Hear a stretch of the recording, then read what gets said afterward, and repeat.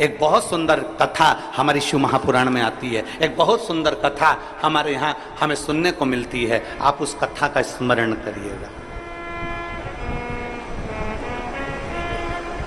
भानु नाम का एक छोटा सा बच्चा था, बहुत छोटा सा बच्चा, भानु नाम था। पिता थे नहीं, मां अकेली, पिता नहीं है, अकेली मां है और वेधव्य मां अकेली।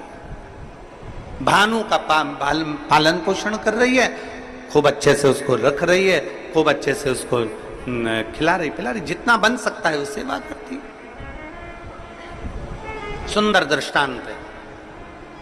वो बेटी अगर यहां बैठकर कथा सुन रही हो या टीवी पर कथा सुन रही हो कि कंक्रीट के शिवलिंग को हमने बना दिया और पूरा गांव वहां जाना चालू कर दिया, तो क्या उसका पुण्य मिलेगा कि नहीं मिलेगा, हमको हमारे खाते में पुण्य जाएगा कि नहीं जाएगा, वो बात मूल है।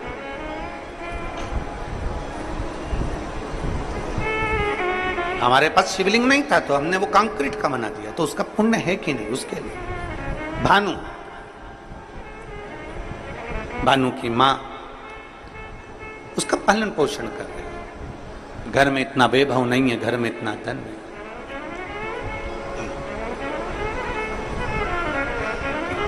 एक बात आज फिर कहते हैं, तुम्हारे घर में धन की कमी होगी ना, चल जाएगी। धन की कमी होगी तो बच्चा बचपन में रोएगा, धन की कमी होगी तो बच्चा खिलौने के लिए रोएगा, धन की कमी होगी तो बच्चा कपड़े के लिए रोएगा, धन की कमी होगी तो बच्चा गाड़ी के लिए रोएगा। अगर तुम्हारे घर में धन की कमी है ना, चलेगा, पर तुम्हारे घर में संस्कारों की कमी नहीं होना चाहिए, नहीं तो जिंदगी भर रोना पड़ेगा।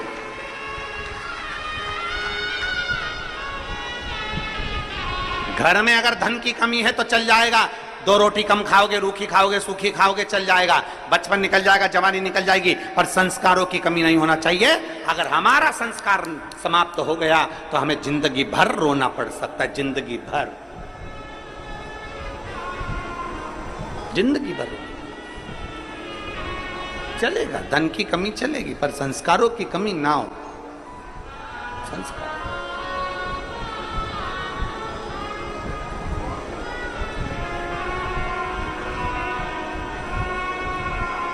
और जितना बन सकता है अपने संस्कारों में कोई कमी ना है।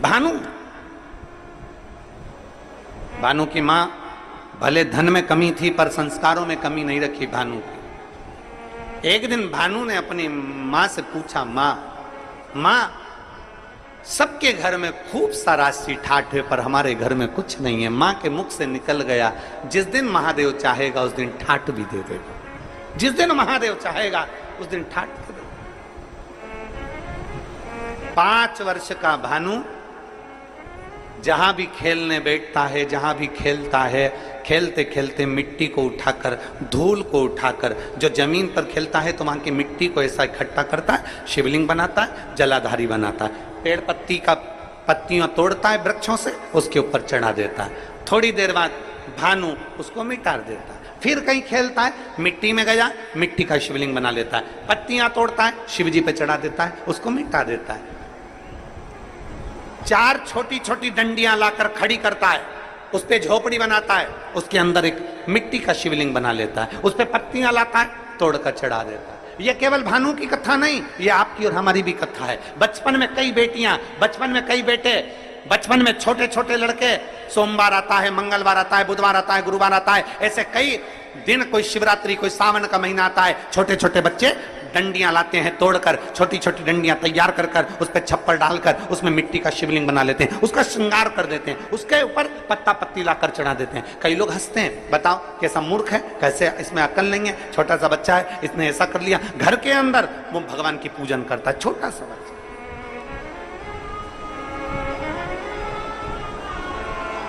और मेरा विश्वास कहता है यहाँ छत्तीसगढ़ की जितनी मेरी जीजियाँ बैठी हैं, जितने मेरे जीजा बैठे हैं, जितने मेरे बेटा बेटी बैठे हैं, इन्होंने भी बचपन में जरूर मिट्टी उठाई होगी, उसको ऐसा करा होगा, आटे की लोई उठाई होगी, लोई को उठा के ऐसा ऐसा करके शिवलिंग बना लिया होगा, आटे की लोई का। चावल बनाया होगा तो चावल का।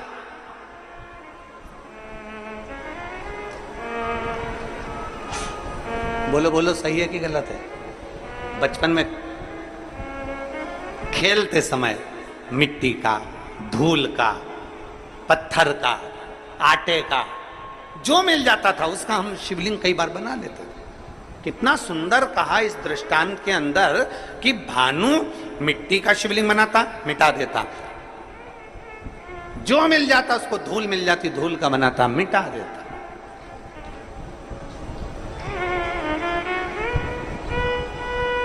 शिव महापुराण की कथा कहती है भूल वश भी, भूल से भी, भूल से। कितना सुंदर कहा। कई बार बादल देखते हैं ना, बादल, कई बार बादल देखते हैं तो बादल में भी शिवलिंग का दर्शन होता है। कई बार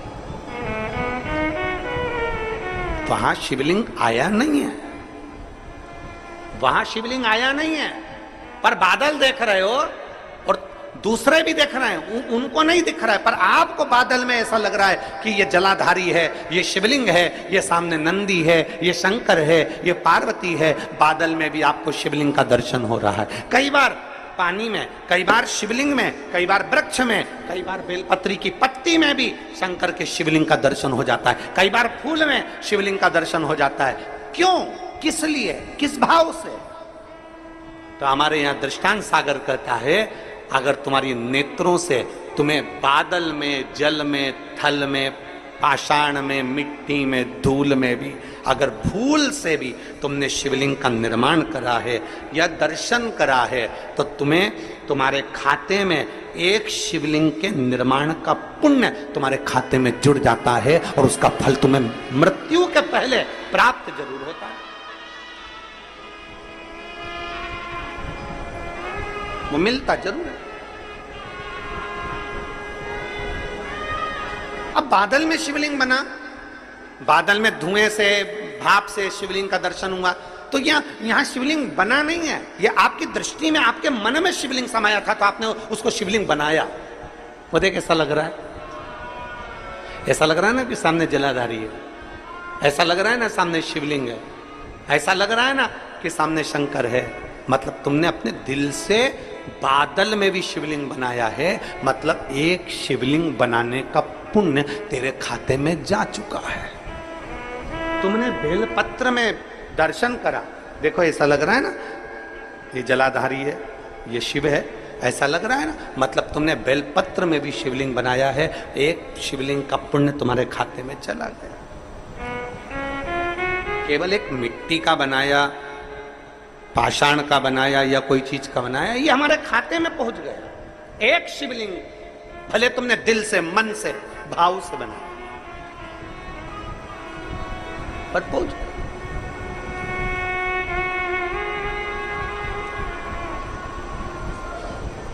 निर्माण अपने दिल से किया गया।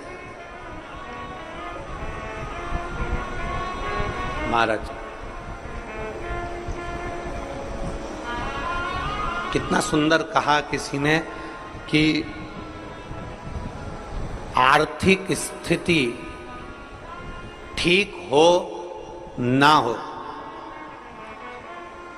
आर्थिक स्थिति ठीक हो ना हो